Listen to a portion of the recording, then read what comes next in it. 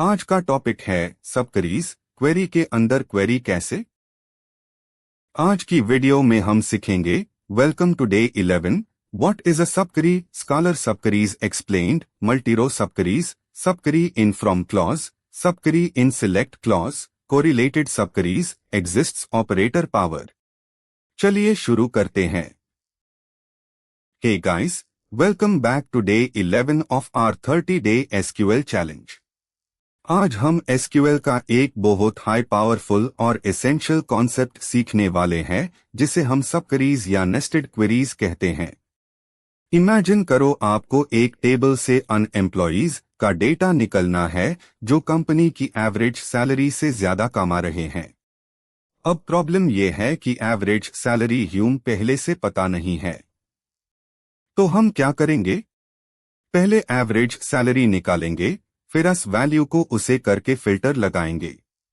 SQL में हम ये दोनों काम एक सिंगल क्वेरी के अंदर कर सकते हैं, एक क्वेरी के अंदर दूसरी क्वेरी डालकर। चलिए इसको डिटेल में समझते हैं। सबक्वेरी का सिंपल मतलब होता है एक क्वेरी जो दूसरी क्वेरी के अंदर नेस्टेड होती है। इसको लिखने का एक स्टैंडर्ड रूल होता है, सबक्वेरी हमेशा पैरेंथेसिस यानी ब्रैकेट्स के अंदर लिखी जाती है। सबक्वेरी पहले एग्जीक्यूट होती है और उसका जो रिजल्ट आता है यूज आउटर क्वेरी अपनी प्रोसेसिंग के लिए उसे करती है। सबक्वेरीज को हम सिलेक्ट, इंसर्ट, अपडेट या डिलीट स्टेटमेंट्स के साथ उसे कर सकते हैं। सबसे ज्यादा इसका यूज वेयर क्लॉज के साथ होता है डेटा को डायनामिकली फिल्टर करने के लिए। इस कॉन्सेप्ट को समझने के लिए ह्यूम टेबल्स के रिलेशनशिप्स और डायनामिक आउटपुट्स को ध्यान से देखना होगा। चलिए सबसे पहले सीखते हैं स्कॉलर सबक्वेरी। स्कॉलर सबक्वेरी वो होती है जो हमेशा सिर्फ एक सिंगल वैल्यू यानी एक सिंगल रो और एक सिंगल कॉलम रिटर्न करती है।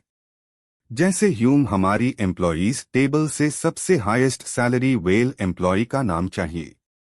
अगर हम डायरेक्ट क्वेरी लिखेंगे तो ह्यूम मैक्स सैलरी मैन्युअली डालनी पड़ेगी। इसकी जगह हम इनर क्वेरी में select max salary from employees लिखेंगे जो ह्यूम एक सिंगल नंबर रिटर्न करेगी और आउटर क्वेरी अस नंबर से मैच करके एम्प्लॉय का डिटेल्स निकल देगी। ये सबसे बेसिक और इम्पोर्टेंट सबक्वेरी का टाइप है जो डेली यूज होता है। अगर आपकी सबक्वेरी एक सिंगल वैल्यू के बजाय मल्टीपल रोज रिटर्न करे तो उसे हम मल्टीरो सबक्वेरी कहते हैं।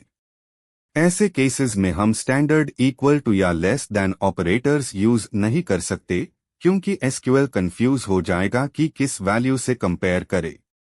इसके लिए हम स्पेशल ऑपरेटर्स जैसे इन, एनी या ऑल का उसे करते हैं। फॉर एग्जाम्पल, अगर ह्यूम उन सारे एम्प्लॉइज के डिटेल्स चाहिए जो सेल्स और मार्केटिंग डिपार्टमेंट्स में काम करते हैं तो इनर क्वेरी डिपार्टमेंट्स की लिस्ट देगी और आउटर क्वेरी इन ऑपरेटर का उसे करके उन सभी डिपार्टमेंट्स के एम्प्लॉइज को सिलेक्ट कर लेगी। अब बात करते हैं सबक्वेरी इन फ्रॉम क्लॉज की। जब हम सबक्वेरी को फ्रॉम क्लॉज के अंदर उसे करते हैं तो यूज डिराइव्ड टेबल या इनलाइन व्यू कहा जाता है। इसका मतलब है कि इनर क्वेरी का आउटपुट एक टेम्परेरी टेबल की तरह ट्रीट होता है जिसके ऊपर आउटर क्वेरी परफॉर्म की जाती है। एक सबसे इम्पॉर्टेंट रूल याद रखिएगा, जब भी आप फ्रॉम क्लॉज में सबक्वेरी लिखेंगे आपको उस सबक्वेरी को एक एलियास नेम देना ही पड़ेगा, नहीं तो SQL एरर थ्रो करेगा। ये टेक्निक टैब काम आती है जब ह्यूम एग्रीगेटेड डेटा पर फिर से एग्रीगेशन या फिल्टरिंग लगानी होती है। हम सबक्वेरी को सिलेक्ट क्लॉज के अंदर भी लिख सकते हैं। इसको हम कॉलम लेवल सबक्वेरी कहते हैं। इसका उसे हम तब करते हैं जब ह्यूम टेबल के हर रो के साथ कोई कैलकुलेटेड या एग्रीगेटेड कॉलम शो करना हो जो किसी दूसरी टेबल से आ रहा हो। जैसे अगर ह्यूम हर एम्प्लॉय के नाम के साथ उसके डिपार्टमेंट का एवरेज बजट भी डिस्प्ले करना है तो हम सिलेक्ट लिस्ट के अंदर ही एक सबक्वेरी डाल देंगे जो स्पेसिफिक डिपार्टमेंट का बजट कैलकुलेट करेगी। पर ध्यान रहे, ये क्वेरी लार्ज डाटासेट्स पर स्लो हो सकती है क्योंकि ये हर रो के लिए एग्जीक्यूट होती है। चलिए अब एक एडवांस कॉन्सेप्ट समझते हैं जिसे कोरिलेटेड सबक्वेरी कहते हैं। नॉर्मल सबक्वेरीज में इनर क्वेरी इंडिपेंडेंट होती है और पहले चलती है, लेकिन कोरिलेटेड सबक्वेरी में इनर क्वेरी आउटर क्वेरी के कॉलम्स पर डिपेंड करती है। इसका मतलब है कि आउटर क्वेरी की हर एक रो के लिए इनर क्वेरी बार बार एग्जीक्यूट होती है। फॉर एग्जाम्पल, अगर ह्यूम हर डिपार्टमेंट के एम्प्लॉयज को ढूंढना है जो अपने खुद के डिपार्टमेंट की एवरेज सैलरी से ज्यादा कमा रहे हैं, तो ह्यूम कोरिलेटेड सबक्वेरी का उसे करना होगा जहां इनर क्वेरी आउटर क्वेरी के डेप्थ अंडरस्कोर आईडी से मैच करेगी। कोरिलेटेड सबक्वेरीज के साथ एक बहुत इंपॉर्टेंट ऑपरेटर यूज होता है जिसे एग्जिस्ट्स कहते हैं। एग्जिस्ट्स ऑपरेटर चेक करता है कि सबक्वेरी कोई रो रिटर्न कर रही है या नहीं। अगर सबक्वेरी कम से कम एक रो रिटर्न करती है तो कंडीशन ट्रू हो जाती है, नहीं तो फॉल्स। एग्जिस्ट्स ऑपरेटर इन ऑपरेटर से काफी फास्ट होता है जब ह्यूम सिर्फ रिकॉर्ड की प्रेजेंस चेक करनी हो, ना कि सारी वैल्यूज को कंपेयर करना हो। जब भी आपको कॉम्प्लेक्स कंडीशनल चेक्स करने हो तो एग्जिस्ट्स का उसे करें क्योंकि ये चेक मिलते हाई एग्जीक्यूशन स्टॉप कर देता है। अब बात करते हैं कुछ कॉमन मिस्टेक्स की जो बिगिनर्स सबक्वेरीज लिखते वक्त करते हैं। सबसे पहली गलती है स्कॉलर सबक्वेरी में मल्टीपल रोज रिटर्न कर देना। अगर आपने इज इक्वल टू ऑपरेटर लगाया है और इनर क्वेरी ने डू रोज रिटर्न कर दी तो एसक्यूएल एरर देगा। दूसरी गलती है फ्रॉम क्लॉज में सबक्वेरी का एलियास ना लिखना, जिसे पार्सिंग फेल हो जाती है। तीसरी गलती है नल वैल्यूज को हैंडल ना करना, क्योंकि अगर सबक्वेरी नॉट इन के साथ नल रिटर्न करती है तो पूरी क्वेरी एम्प्टी रिजल्ट दे सकती है। इन गलतियों से बचिए और कोड ध्यान से लिखिए।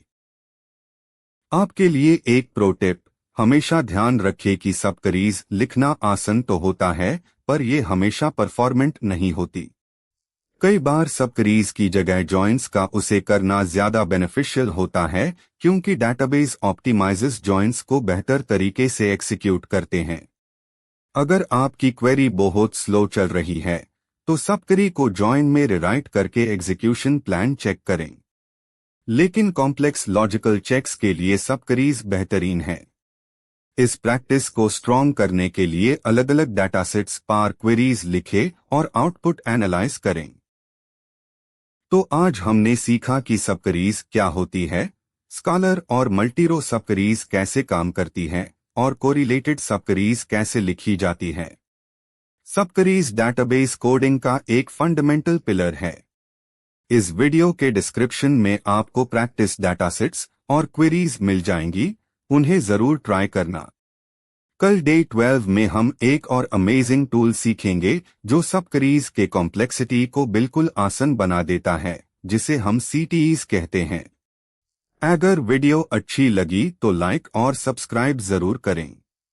मिलते हैं कल। Thanks for watching.